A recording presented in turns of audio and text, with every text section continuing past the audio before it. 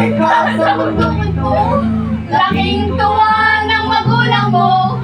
Ang kamay nila ang iyong ilaw. Hindi kasi yun ganyan magkanta. Sige.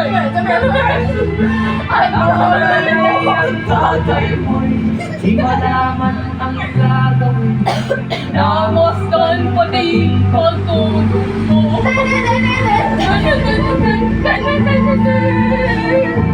Nagsabay napupuyat ang iyong nanay sa pagtimpla ng gatas mo.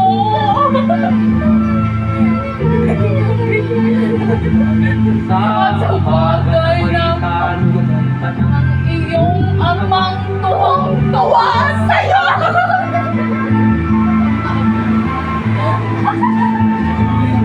Ngayon, malaki ka na. Nais mo'y maging malaya. Di man sila kaya walang magagawa. Bakit mo magagawa? Ano mo maganda ka? Ginawa niyo na yan ah. Ikaw nga ay bilang nagbago. Naging masigas ang iyong mundo. Ang payo nila'y sinaway mo.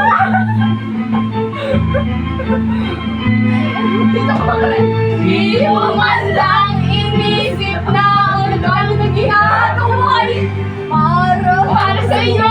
Dito kami nagsasabi.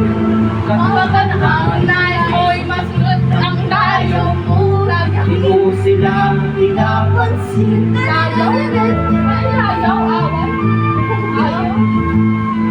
Nagdaan pa ang mga araw at ang landas mo'y naligaw.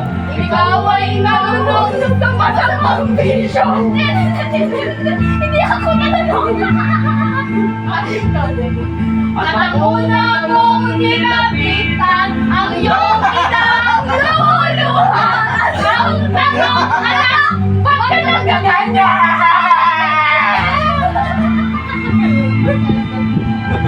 Ang iyong mga matay lumuhang buhat nang di mo napapansin.